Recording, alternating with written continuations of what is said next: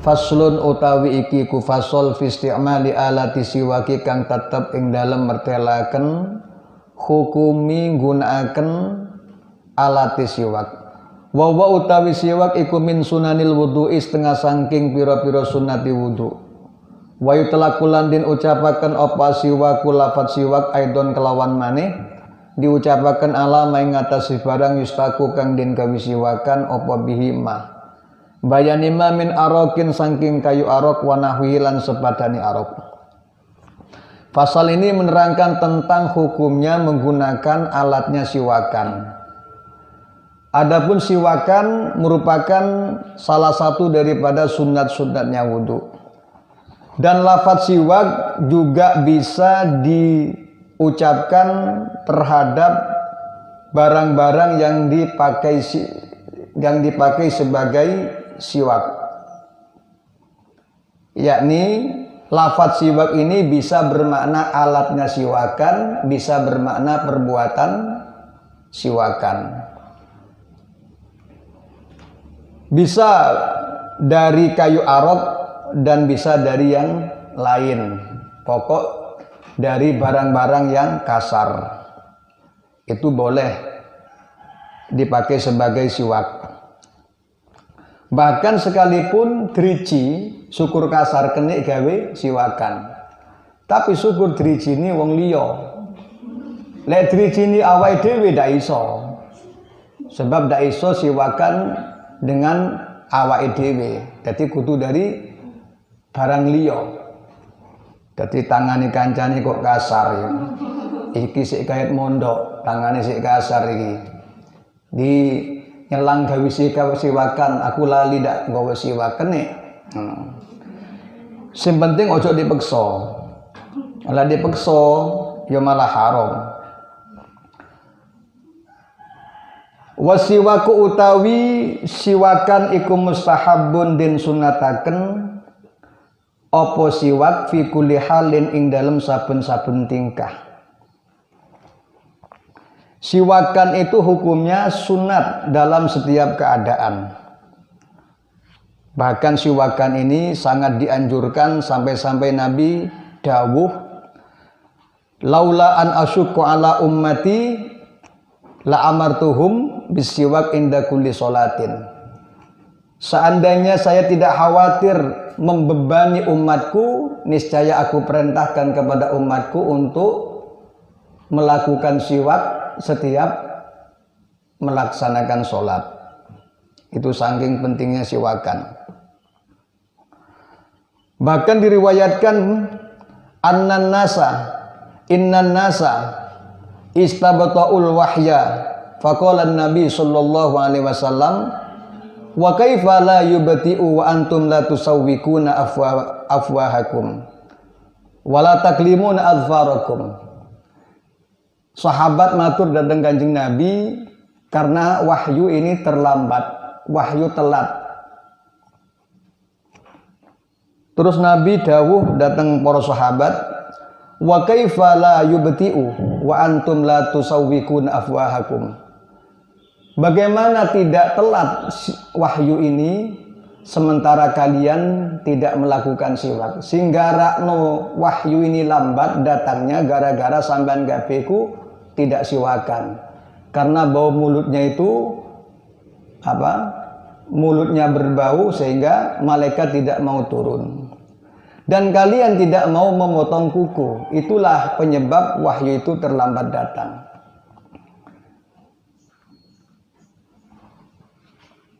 Bismillahirrahmanirrahim. Wala yukrahu lan ora den makruhaken apa siwak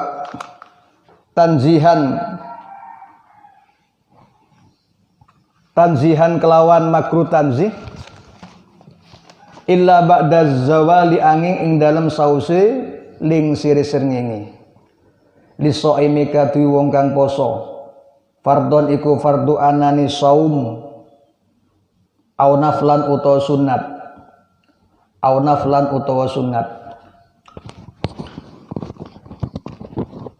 Siwakan ini tidak dimakruhkan tanzih kecuali setelah gesernya matahari bagi orang puasa, baik poso sunat maupun poso fardu. Lek kapan setelah gesernya matahari, setelah lohor, itu hukumnya makruh tanzih untuk orang yang berpuasa. Selama tidak berpuasa dimanapun tempat, dalam keadaan apapun, hukumnya sunat siwakan. Wa tazulu lan ilang apa al karahatu hukum makruh bi ghurubi syamsi sebab surupi srengenge. Sebab surupi srengenge. Hukum makruh ini baru hilang kanggone wong poso setelah terbenamnya matahari. Lek wis maghrib maka hukum siwakan sudah tidak makruh lagi. Ini saya terangkan tentang hukum-hukum siwak mulai dari awal sampai akhir. Nanti akan saya praktekkan di akhir. Siwakan ini termasuk sunat-sunatnya wudhu. Lalu di mana letak pemakaiannya? Kapan zaman memakainya? Di mana letaknya? Ini antara Imam Romli dan Imam Ibnu Hajar ini beda pendapat. Menurut Imam Romli, siwak itu adalah permulaan sunatnya wudhu yang berada di luar. Sehingga menurut Imam Romli, siwakan itu lek kapan dak diniati siwakan, maka hukumnya tidak mendapat pahala. Jadi siwakan itu oleh ganjaran lek kapan ono niate. Lek kapan dak ono niate, enggak oleh ganjaran, kecuali terkandung di dalam sebuah ibadah. Nah, makanya kalau menurut Imam Romli, siwakan itu adalah permulaan sunat yang berada di luar wudhu, sehingga untuk mencapai pahala membutuhkan niat siwakan atau niat sunnati wudhu, atau di dalam dikatakan nawaitul istiyak, niat siwakan, baru mendapat pahala. Kalau menurut Imam Ibnu Hajar, siwakan itu adalah permulaan sunnatnya wudhu yang berada di dalam. Sehingga menurut Imam Ibnu Hajar, siwakan tidak butuh niat. Sebab siwakan sudah terkandung di dalam sebuah ibadah. Jadi lek sampean siwakan sebelum membasuh kedua telapak tangan, itu berarti sampean membutuhkan niat agar mendapat pahala. Jadi prakteknya kalau menurut Imam Romli, sampean sebelum membasuh kedua telapak tangan sampean siwakan dhisik. Itu menurut Imam Romli. Berarti siwakannya membutuhkan niat. Kalau menurut Imam Ibnu Hajar, tempatnya siwakan itu antara ghuslul kaffaini wal matmadah, antara membasuh kedua telapak tangan dan berkumur. Jadi prakteknya semacam ini ya. Jadi ada permulaan yang berbentuk perbuatan, yaitu siwakan. Ada permulaan sunat yang berbentuk ucapan. Permulaan sunat yang berbentuk ucapan adalah bacaan bismillah. Nah, bismillah itu kapan dilakukan? Sama seperti halnya awal sunatnya wudhu yang berupa perbuatan, yakni membasuh kedua telapak tangan. Jadi waktunya baca bismillah bersamaan dengan membasuh kedua telapak tangan. Jadi prakteknya begini, begitu membasuh tangan ya, bismillahirrahmanirrahim. Ketika membasuh kedua tapak tangan sampean sambil membaca bismillah berarti sudah sampean melakukan dua awal. Yaitu awal sunat berupa perbuatan dan awal sunat berupa perbuatan.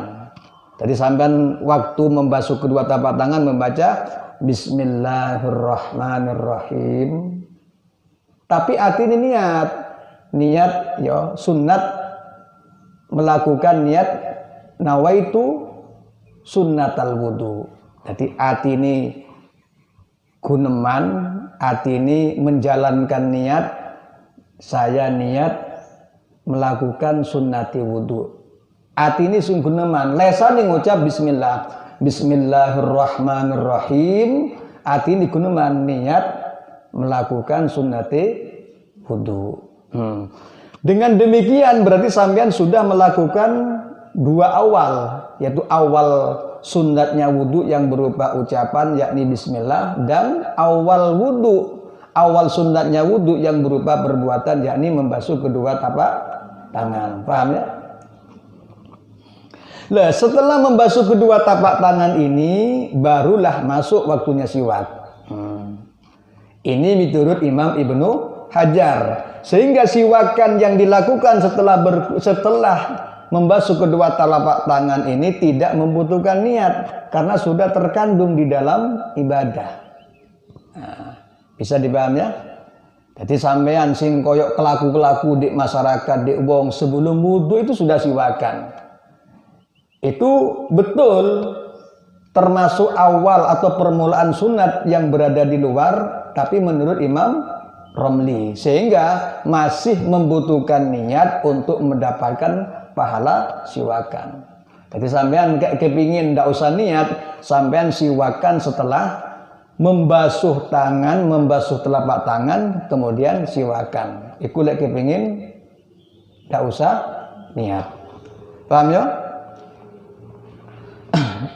Siwakan itu penting. Tadi dikatakan hadis sampai seandainya Nabi tidak khawatir membebani umatnya, pasti aku perintahkan untuk melakukan siwak setiap hendak melakukan sholat. Bahkan menurut Imam Ishaq bin Rohaweh itu mengatakan hukumnya siwakan wajib. Sehingga lamun ono wong sholat sengaja ndak pakai siwak, ndak siwakan, sholatnya wajib diulang. Itu menurut pendapat Imam Ishaq bin Rohaweh.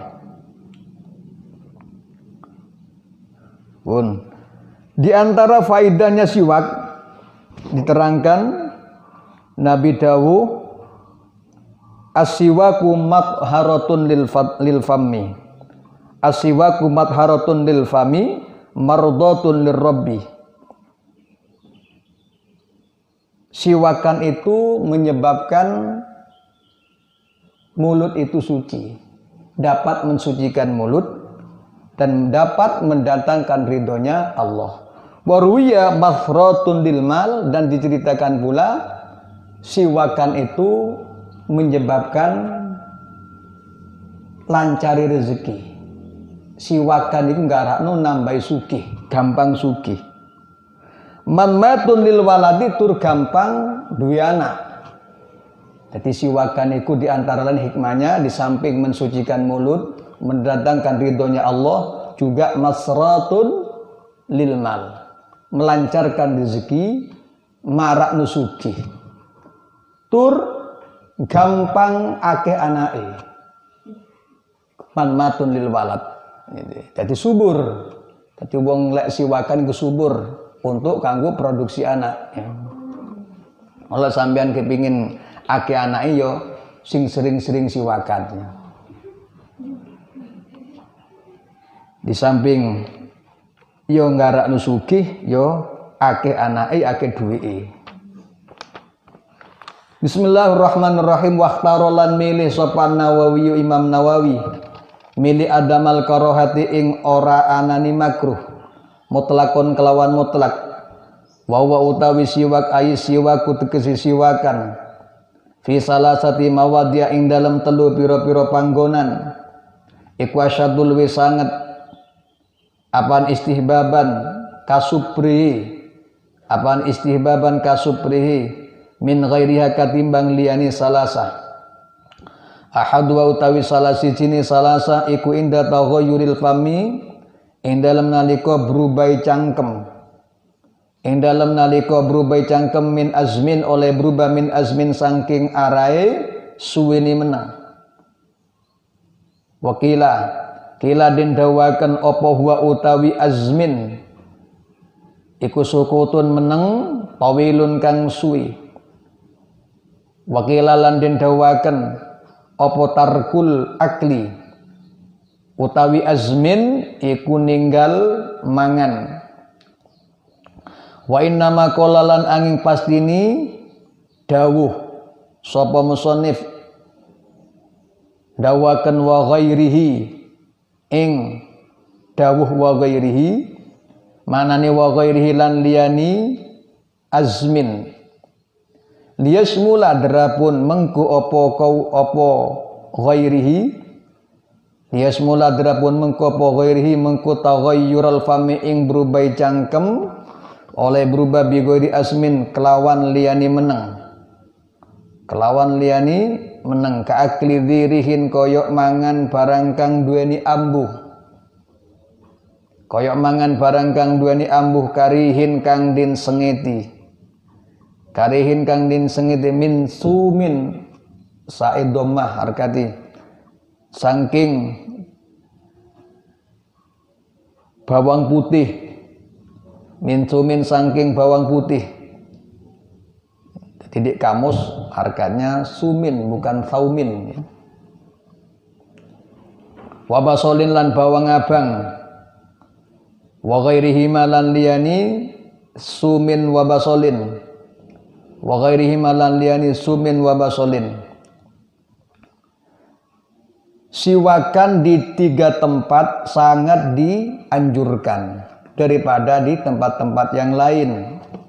Satu, sangat dianjurkan siwakan pada saat mulut berubah, bau mulut sudah berubah.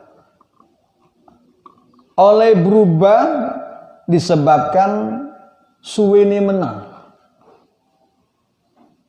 menang dak gunuman, akhirnya ababe mambu. Ya siwakan. Jadi sampean lek ndak kelakuani nganggur dak gunuman blas yo sak jam siwakan. Kok kira-kira sak jam mambu maneh siwakan maneh. Yo kelakuane siwakan iku wis. Lek miturut kil azmin itu bermakna tarkul akli, dak mangan. Jadi suwe dak mangan akhirnya ababe berbau. Itu sunat disiwaki. Wa ghairihi dan juga selain azmin, selain diam. Kenapa Kiai Musannif mencantumkan mengatakan wa ghairihi ini agar kata-kata wa ghairihi itu mencakup kepada berubahnya mulut oleh selain diam. Contoh, bau mulut ditimbulkan karena makan sesuatu yang berbau. Mangan bawang putih, mangan bawang abang, wa ghairihima dan juga yang lain. Mangan terasi, mangan iwak kelotok, mangan pete. Iku kabeh berbau. Iku sunat sampean siwakan. Wasani utawi kang nomor loro iku indal qiyam ing dalem nalika jumeneng nalika tangi. Ing dalem nalika tangi ail istiqadhi tegese ngelilir. Minan naumi saking turu. Sing nomor loro nemen sunate ketika bangun tidur. Bangun tidur iku oleh macam loro. Siji cangkem pasti berubah ya. Apa maneh pas ngiler ya. Ya nemenah. Bau mulut timbul pada saat bangun tidur. Bangun tidurnya saja sudah menyebabkan siwakan sangat disunatkan, apalagi gandeng bau mulut berubah. Wasalisu utawi kang nomor 3 iku indal qiyami nalik ing dalem nalika jumeneng ila sholati marang salat. Fardhon iku fardu anani salat au naflan utawa sunat. Yang ketiga sangat disunatkan siwakan pada saat hendak melakukan salat. Baik itu salat sunat maupun salat fardu. Wa yata'akkadulan dadi kuat apa siwak aidon kelawan maneh fi ghairi salasati ing dalem liyani perkara telu al-madhkurati kang den tutur apa salasah bayane ghair mimma sangking barang huwa kang utawi ma iku madhkurun den tutur apa ma fil mutawwalati ing dalem pira-pira kitab kang den dawaken keterangane. Ing dalam pira-pira kitab kang den dawaken keterangane ka qiraatil Qur'ani kaya maca Qur'an. Wasfiraril asnani lan kuningi pira-pira untu.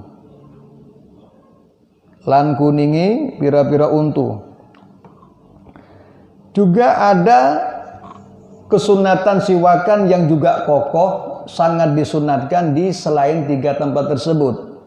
Yang mana keterangannya akan diulas di kitab-kitab yang luas semacam kate maca Quran iku sunat siwakan ketika warna gigi sudah menguning ya. Warna gigi sudah menguning itu pertanda sebentar lagi akan dipanen wis kuning itu sunat nemen sunnate disiwaki. Jadi pas untune kuning, yudak kuning tok meskipun ireng padha wae. Cuma iki contoh ya. Kaya kuning-kuningi untu utawa tambahi ireng-irengi untu. Lah ireng malah tambah parah ketimbang sing kuning. Iku nemen sunnate. Ya apa lek nyewki ya sampe entek kuning-kuningi. Ya lek saiki siwakan apa? Sikatan iku. Sikatan ku padha wae wong iku barang kasar. Kene tapi lek kepengin oleh ganjaran kudu ditambahi niat ya. Jadi sikatan itu termasuk bagian daripada siwak karena pakai benda yang kasar. Wa yusannu lan din sunataken apa ayan wiyen to niat sapa sahes bisiwaki kelawan siwakan niat as-sunnata ing sunat wa yastakalan yen to siwakan sapa sahes biyaminhi kelawan tangan tengeni sahes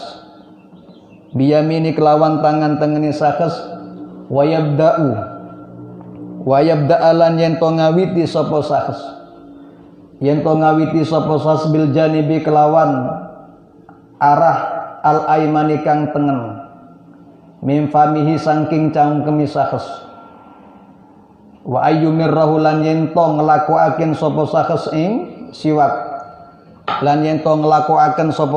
ing siwak ala sakfi halki ing atase dukure goroane sahes atau payoni dukure goroane sahes imroron kelawan nglakoaken latifan kang alus wala karosi adrosi lan ing atase pira-pira untu bami sahes lan ing atase pira-pira untu bami sahes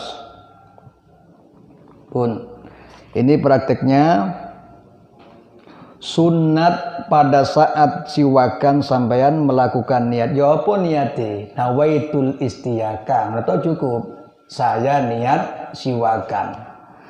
Kemudian cara bersiwakan adalah menggunakan tangan kanan dimulai dari sisi kanan dari mulutnya, kemudian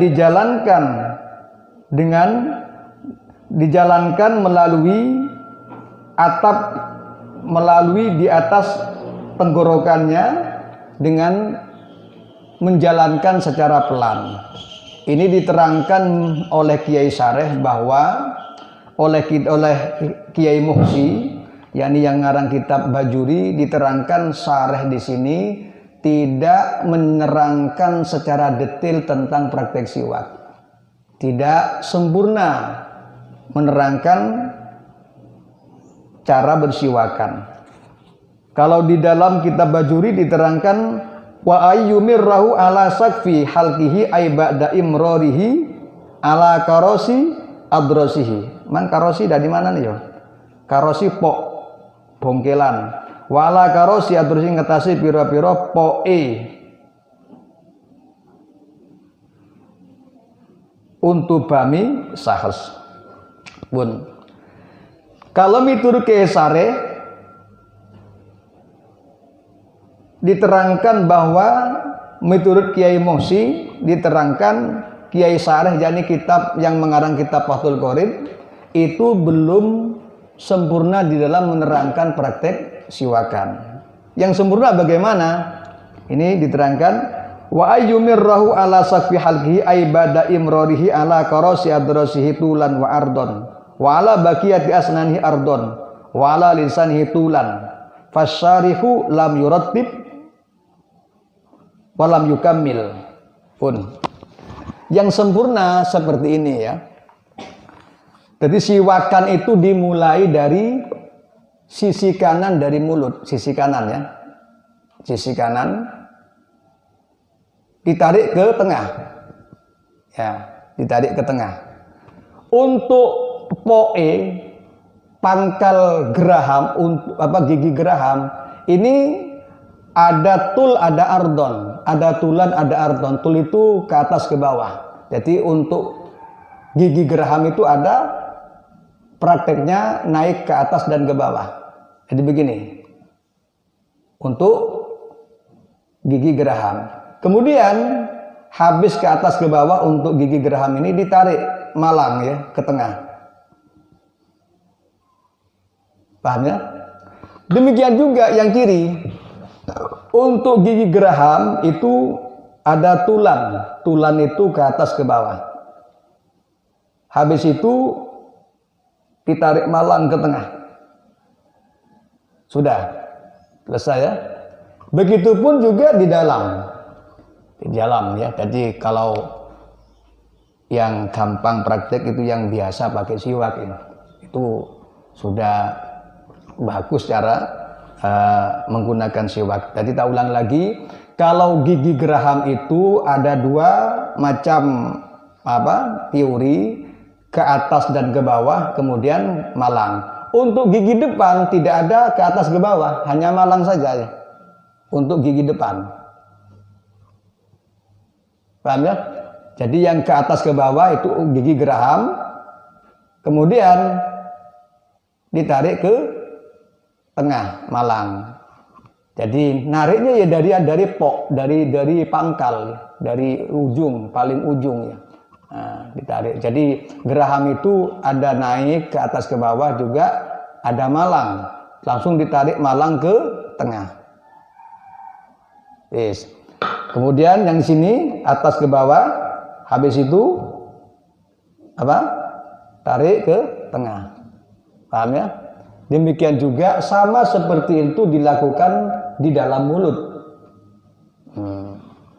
Lah habis itu di dalam mulut bagian dalam sudah selesai, baru dilakukan, dijalankan ke atas sakfi halqihi, nang langit-langit mulut. Habis itu ke lidah. Kalau lidah itu panjang aja ya. Saya ulang lagi praktek siwaknya. Kalau untuk gigi depan tidak ada praktek naik ke atas ke bawah. Adanya hanya malang.